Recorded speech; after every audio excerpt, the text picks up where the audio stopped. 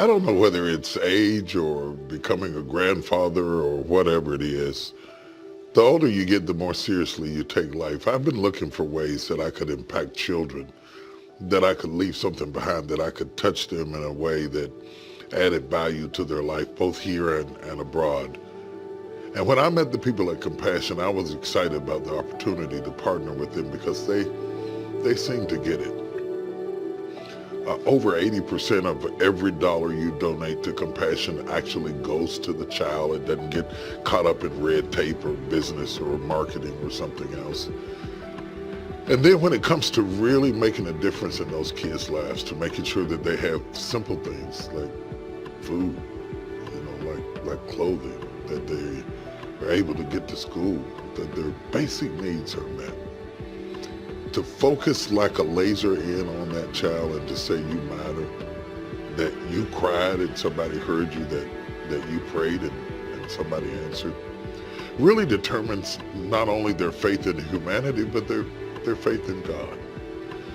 Partnering with Compassion gives me an opportunity to see those lives change in tangible ways, not just spiritual ways, in tangible ways right before my eyes.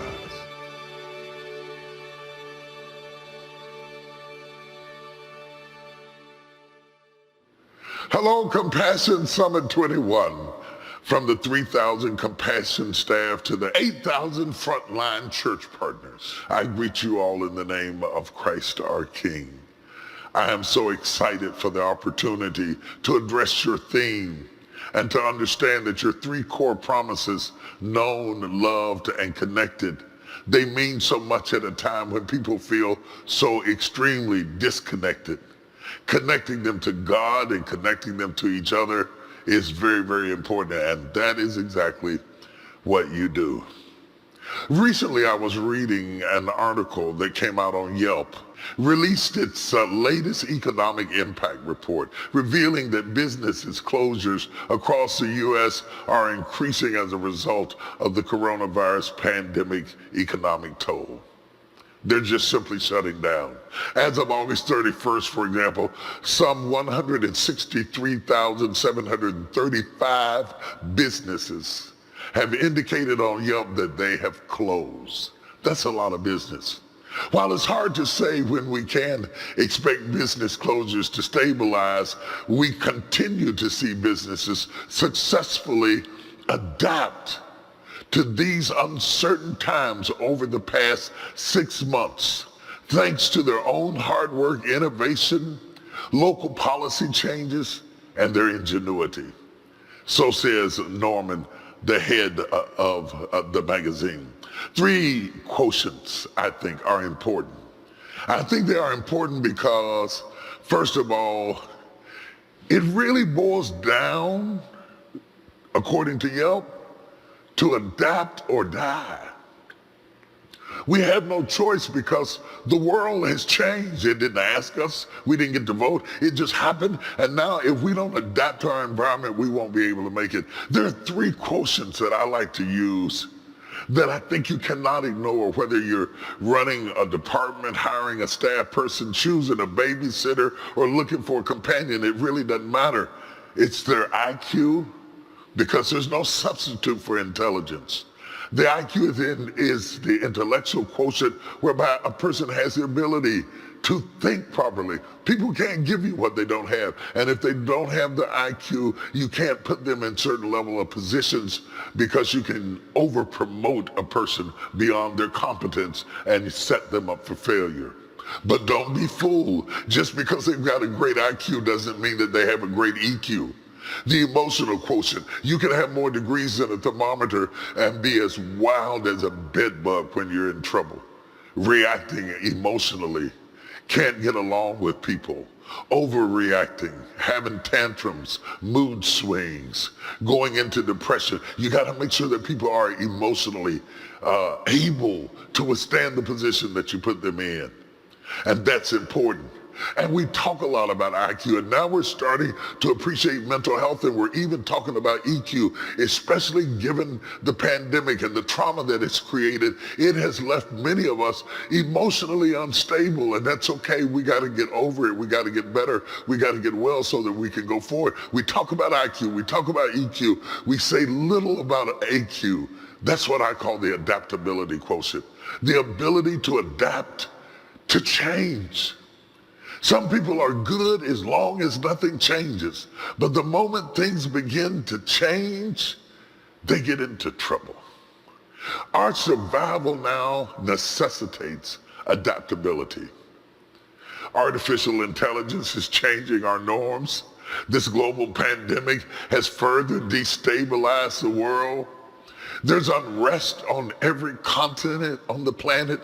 There are wars and upheavals, internal confusion, political uprisings, assassinations, coups. We're seeing all sorts of things coming to destabilize what was normal to us.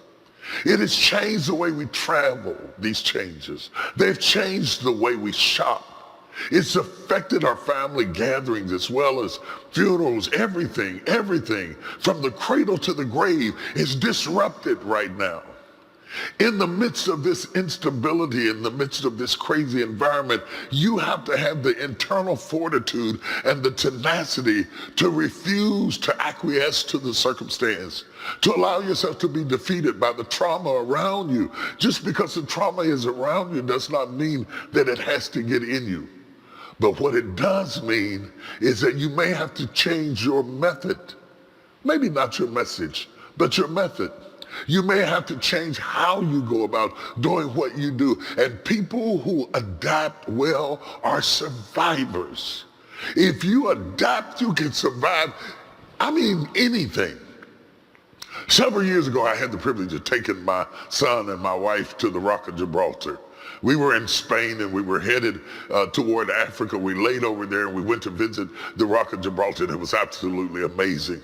That particular square footage of land was owned, and I think continues to be owned by the UK, but it was surrounded by Spain.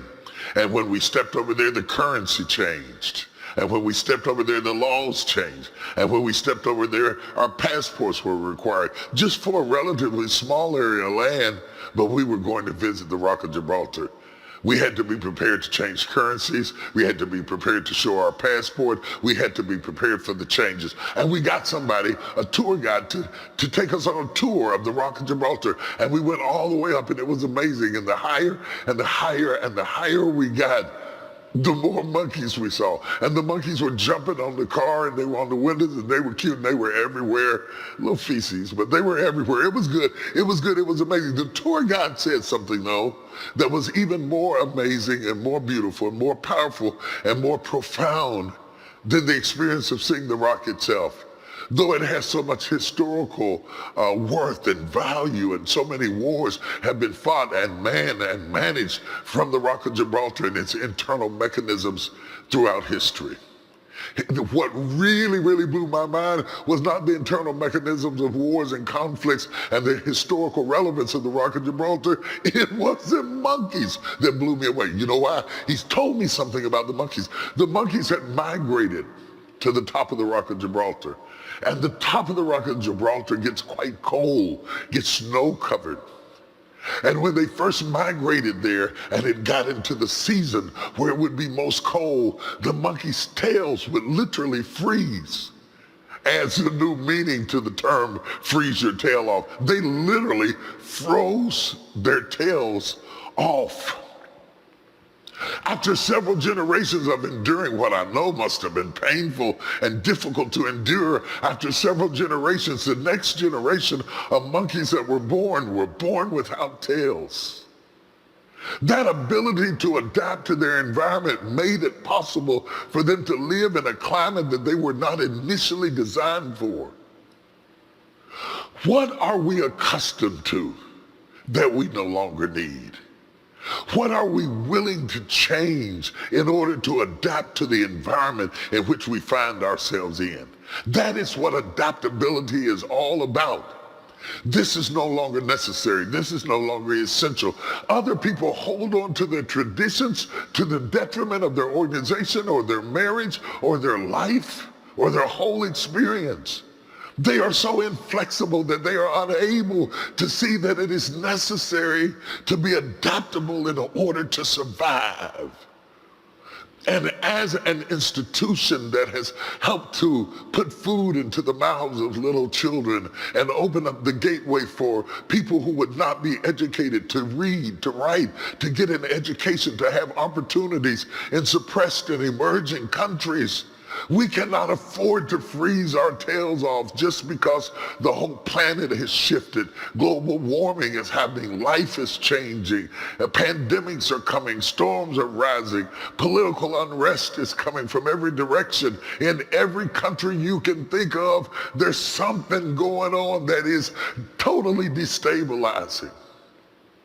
We've got to be willing to determine what we don't need and be willing to let it go so that we are prepared to address the challenges of where we are right now. And as I speak to Compassion International, I do it from that perspective, challenging you as an employee, as a manager, as an organization, as an individual, to work on your adaptability. To not balk at change and wrestle and argue and complain about change, because this is a season on the planet that change ensures or helps to ensure survival. As a Christian, when I think about it from a theological perspective, I think about it from this particular text. It says, "And in the fourth watch of the night, Jesus went unto them walking on the sea.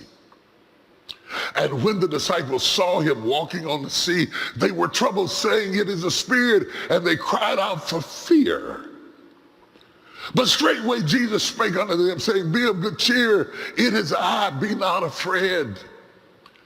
And Peter answering him said, Lord, if it be thou, bid me to come unto thee on the water." I'm not going to preach about Peter walking on the water, but what I do want you to see today is that the disciples had difficulty recognizing Jesus whenever he showed up in another form. They had just left him, but they had left him in his traditional form. And all of a sudden, when they encountered him, after he adapted to be able to walk on the water, they failed to recognize the Jesus that had just fed them fish and bread. They thought he was a ghost.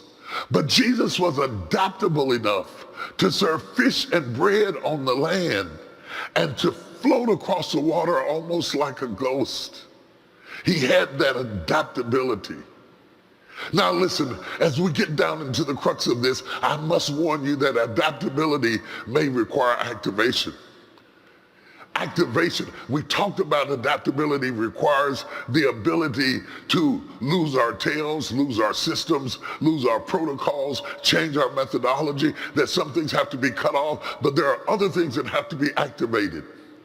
Every now and then, I know it don't look like it, but every now and then I get with a trainer and I work out in the gym. And I never mind lifting weights. I like to lift weights. I like to lift weights on the bench. And most of the time, if he's not around, I lift weights on the bench. But when he comes around, he wants me to lift the weights on a ball. The reason I don't like to lift the same amount of weight that I can lift on the bench when I lift it on the ball is totally different, because now I have to lift the same weight in an unstabilized, destabilized environment. The destabilized environment plus the added weight of the bar equals a necessity that happens automatically in my body without me ever even being conscious of it. The moment I have the weight on me and the ball is shaking and everything's shifting, all of a sudden my body automatically activates my core to stabilize my environment. I am saying to you, in this destabilizing environment, with all the weight and the pressure and the budgets and the responsibility and the expectations of your superiors resting squarely on your shoulders, With all the scrutiny of the media and so many companies going down around you, you've got more weight on you than you've ever had before, and you have it on you while your shoulders are resting on something that is moving and shaking and shifting. And if you don't activate your core, you won't be able to stand. I read your core values as it relates to the general populace, how you seek to serve them, what you want them to get out of it. Your theme focuses on those important principles of causing them to feel loved and known and feel connected. That's wonderful. That's great stuff. But what are your core values as a company to each other? Because now if you're going to be able to do what you need to do with effectiveness and do it in the atmosphere in which we have to operate in, you have to be able to activate muscles and skills and ideas and creativity and innovation that have been laying dormant before because everything was normal and you were lifting the same weight, but you were on the bench. You were not on the ball. Well, I got bad news for you. The trainer is here, and God has given us a workout, and right now we have to be able to move from the bench to the ball without losing the weight. It's not always easy to do that. Sometimes it's very tough to do that. Sometimes it requires the liquidity of thought and the nimbleness of mind in order to be able to be innovative enough to decide what to cut off and what to activate. But now is the time that if you have underutilized gifts, talents, and resources that were not needed before, they are needed right now. You need to activate them in this season. If you have the ability to adapt to the environment rather than to wait on it to be over, I'm not sure this is ever going to be over like we want it to be over. And even if it is, it will leave scars that stay with us. Trouble doesn't last, but trauma does. What you have to be able to do is be flexible, or you will join the masses of numbers. And I just gave you American numbers. This is happening all over the world, of companies, good companies with good intents and good ideas. And some of them wanted to serve the community, but they went under because the storm came and they were on the ball and everything began to change, and they did not have the ability to adapt quickly enough. Big stores closed down, warehouse type stores shut down, everything's being bought online. People are having food delivered. The way we get everything we get has changed, and the companies didn't move quick enough to have the adaptability. But not so for Compassion International, because you're going to focus on three things that I think are very important. Number one, you're going to focus on change. When the world around you changes, you have no choice but to change. You don't get to vote on it. You don't get to kick against it. You don't get to murmur and complain about it. Change has come. When the winter comes, you got to wear a coat. When the summer comes, you got to take it off. You don't get to vote on it. You don't get to walk around in an overcoat in a hot summer day and say, I'm just going to be who I am. It is not about being who you are. It is about having the adaptability to survive. So there are three things that we consider when we consider the things changing around us that we cannot control. What do we need to cut off in order to be relevant? What do we need to let go of that is antiquated in its ideology and does not transfer into being relevant in a contemporary society that has been riddled with so many circumstances beyond our control? Somebody shout change. Change is what is going to be required of us. And if we do not change, we do not survive. And that's not just changing logos and changing websites and changing colors. That means changing as individuals. That means changing in how we go about doing what we do. That means changing the way we think. It means changing the way we process. It means changing the services we provide and how we provide them, and adapting from changing, adapting to the circumstances, so that if we ever go through this again, we won't have to get whiplash making a sudden change, because we are prepared to be flexible like on the water. We're prepared to be flexible on the water. If you're going to walk on this water and if you're going to survive this storm, you got to be flexible to get off the boat of normalcy and step into the uncertainty of walking on the water while the winds blow. And if you can't adapt to it, you sink in it. Both Jesus and Peter proved that you could walk on what other people drown in. And as long as you remain adaptable and do not succumb to the temptation to allow all of the influences around you to distract you, you can do it. Compassion International, I came to tell you you can do it. So the three things that I want you to walk away with is change. Somebody say change. The second one is adapt. Somebody say adapt. And the third one is activate. Somebody say activate. This is the moment where you activate underutilized parts of yourself that you would not even know that they were there. But now up under this season and time, gifts and talents and innovation and creativity and personality and charisma begins to exude out of you in fresh ways, because this was done to force you to activate that which has been ignored before. Activate, activate, activate, activate, activate your innovation, activate your creativity, activate your resources, activate your ingenuity, activate underutilized staff, activate new methods and new methodologies whereby you can continue to provide the services, because I must tell you, we need you more now than we have ever needed you before. I am so honored to have this opportunity to make this presentation to you. And I pray that you would survive and be adaptable.